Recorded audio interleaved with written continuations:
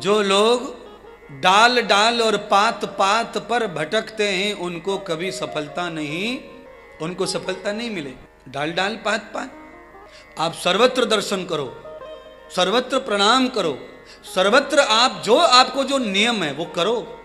प्रणाम करने जाओ, मिलने जाओ, सर्वत्र आप प्रणाम करने जाओ, दान दक्षिणा करने जाओ, सब जगह जाओ आप, पर आपको एक जगह कहीं न कहीं अपने आप को ठहराना पड़ेगा। अच्छा बोलिए, आदमी सर्वत्र यात्रा करता है, मामा के यहाँ जाता है, जीजी के यहाँ जाता है, भूपा के यहाँ जाता है, साले के यहाँ जाता है, गुरुजी के यहाँ जाता है, और भी कहीं जाता है, कभी होटल में जाता है, कभी धर्मशाला में जाता है, पर कहीं न कहीं होकर के अपने घर में आके ही टिकता है।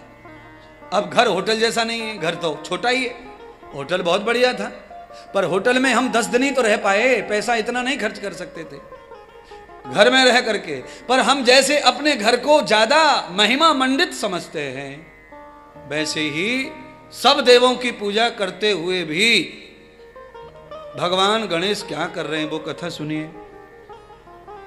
भगवान श्री गणेश ने पार्वती जी की आज्ञा को सर्वोपरि रखा, क्योंकि वो दुनिया में किसी को जानते पहचानते ही नहीं है। जैसे ही प्रकट हुए 7 वर्ष की आयु के, उतनी समझ के तभी उन्हें गुरु प्राप्त हो गया। और ये पक्की बात है, 7 साल की आयु में, आज भी मैं चैलेंज करता हूं, हमेशा करता हूं, 7 वर्ष का बच्चा मुझे दे दो और दोबारा कोई जन्म देने वाला उसे ना मिले, उसे आज भगवान बना के ले जा सकते हैं बाद में।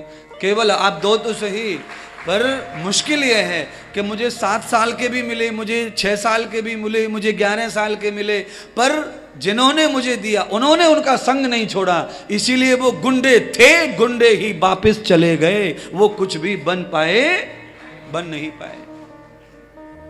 वो जैसे थे वैसे गए, कारण संग नहीं छोड़ा।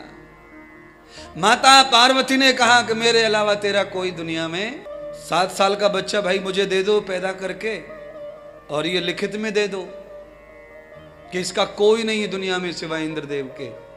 फिर हम उसको कैसे गढ़ते हैं, हम उसको कैसा बनाते हैं, हम उसे क्या तैयार करते हैं।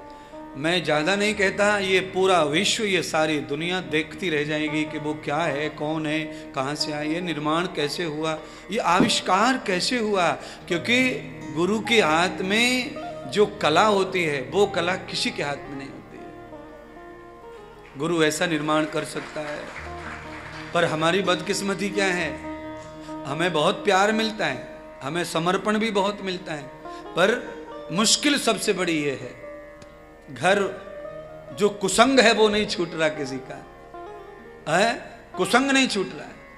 आज भी हमारे आश्रम में बच्चे रहते हैं पर कुसंग में रहते हैं। मौसी से बतराना जरूरी है, माँ से बतराना है, पिता से बतराना है, बड़े भाई से बतराना है, चाचा के छोरा से बतराना है, सबसे वार्तालाप करना है, रहना हमारा, खर्च हमारा, और दुख सुख वहां बांटना। इसीलिए विकास खत्म हो गया, नुकसान हो गया, बुद्धि शैतान हो गई, निकम्मी हो गई, लुच्ची हो गई, लफंगी हो गई।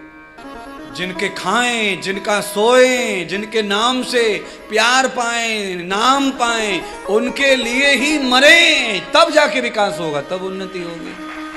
हाँ, दादा प्यारा, अम्मा प्यारी, चाचा प्यारा, मामा प्यारा, तो स्वर्ग कौन जावेगो, कोई नहीं, यहीं घुट घुट के मरना है, और एक दिन अधूरा ही चले जाना पड़ेगा। आज कोई गया है, 4 महीने बाद कोई जाएगा, फिर कोई आएगा, है।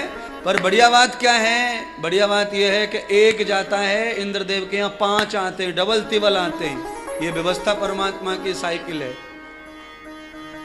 बात अब वो नहीं है कि कोई चला क्यों गया, वो बात ही नहीं है, क्योंकि लाखों को तो हम ही छोड़ के पीछे आ जाते हैं, आगे हम ही चले देते छोड़ के सबको, हम ही नहीं पीछे मुड़ के देखते किसी को।